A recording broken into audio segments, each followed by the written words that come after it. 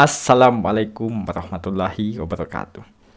Pada kesempatan kali ini, channel Syadid Official akan menampilkan lagi sebuah video yang mana ini dari beliau, Kang Deddy Mulyadi.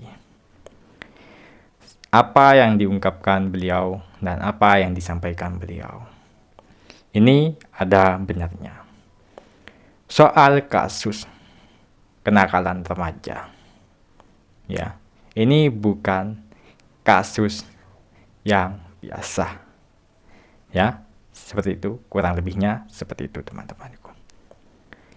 Yang mana di sana harus ada kebijakan dan tindakan supaya anak-anak yang mana sekarang usianya masih ingin bertumbuh dan butuh kedisiplinan, Kang Deddy Mulyadi memberikan solusi yang mana pendidikan di barak militer ini mungkin adalah solusi yang sangat-sangat baik, ya.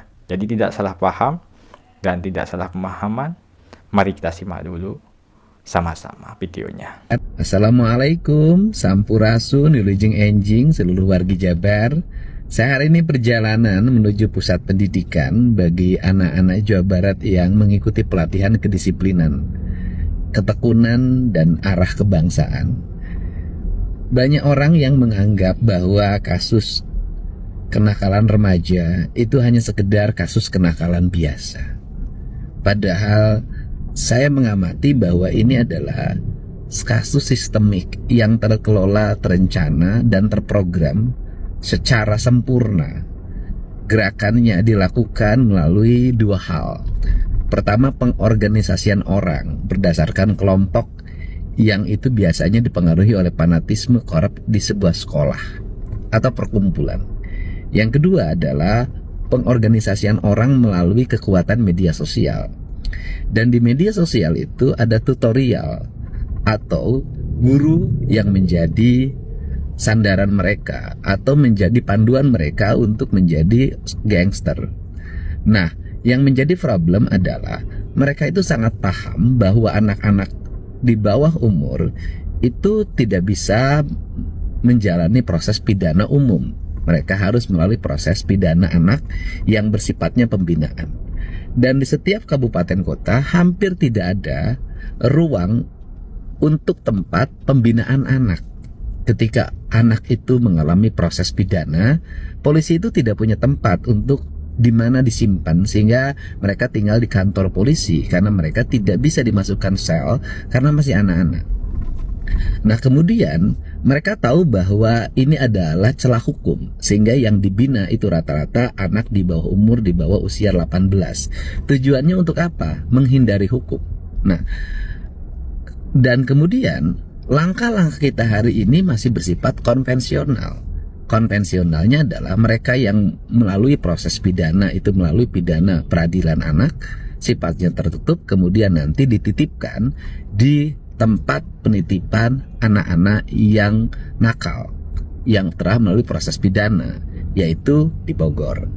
Nah, kemudian yang kedua, secara umum banyak diselesaikan melalui proses kekeluargaan. Akhirnya dikembalikan kepada orang tuanya. Dan karena jumlahnya banyak, selama ini penanganannya itu kalau anak-anak berkelahi hanya dikumpulkan, disuruh jalan jongkok, kemudian setelah itu pulang lagi dan jadi gangster lagi. Nah, kalau kasusnya sudah kriminal, penganiayaan, pembunuhan secara terus-menerus dan berlangsung dalam setiap waktu. Dan yang paling mengerikan adalah ketika mereka melakukan tawuran, kemudian upaya-upaya kriminalitas mengarah pada pembunuhan itu direkam secara terbuka dan kemudian diposting. Nah, ini tidak bisa kita membiarkan itu. Tidak bisa kita hanya berwacana. Ada tindakan-tindakan yang nyata yang mesti dilakukan. Yang pertama adalah tindakan pendisiplinan seperti yang sekarang saya jalankan. Yang kedua adalah tindakan mengorganisir agar organisasi mereka bisa segera dikalahkan dan dibubarkan. Nah, bagaimana tim cyber itu harus segera kita bentuk dan kita optimalkan cyber yang sudah ada, jajaran kepolisian secara sudah cukup, dan kita harus bersama-sama untuk segera melihat apa rencana mereka, apa arah mereka. Bahkan bila perlu, cyber yang mereka miliki, sistem media sosial yang mereka miliki harus dimatikan sehingga mereka tidak bisa lagi eksis membangun jaringan lewat kekuatan media sosial. Dan ini sangat link terkait dengan apa? Dengan judol. Nah, dan terkait juga dengan jaringan-jaringan media sosial yang lain. Apa sih tujuannya dari semua ini?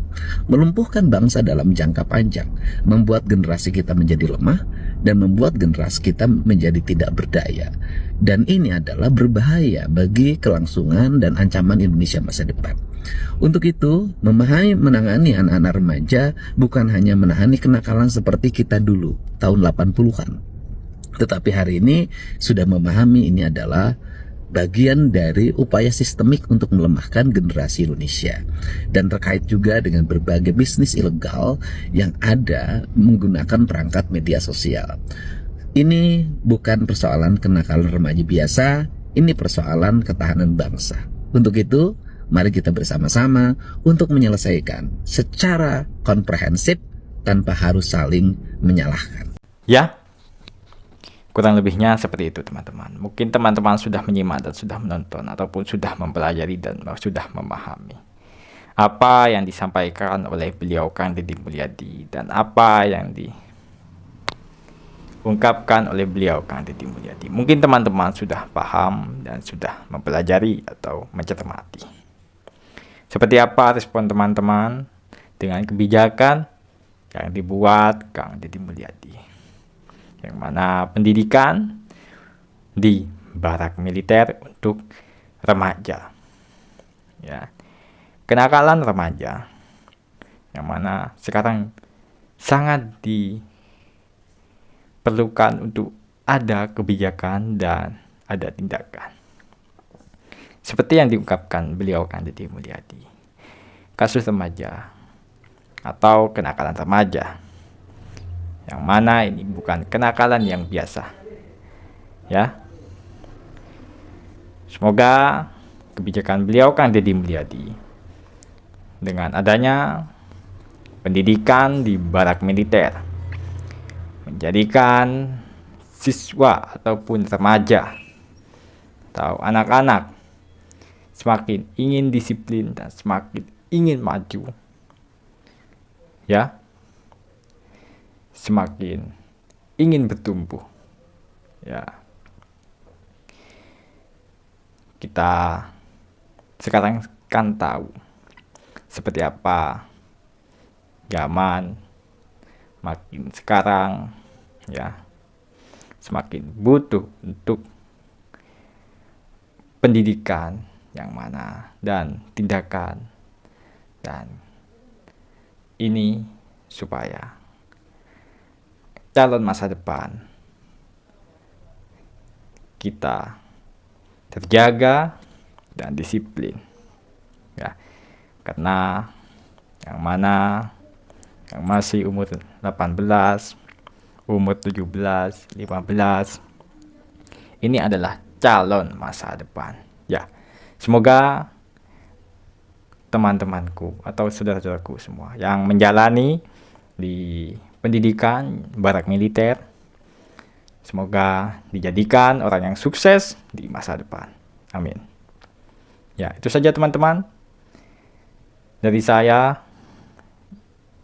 Jika salah ucapan dan salah penyampaian dan salah apa yang saya lontarkan dan saya ucapkan dan salah pemahaman ataupun salah pemikiran, saya minta maaf sebesar-besarnya untuk teman-temanku dan saudara-saudaraku semua. Ya, itu saja teman-teman. Terima kasih. Saya tutup videonya. Terima kasih.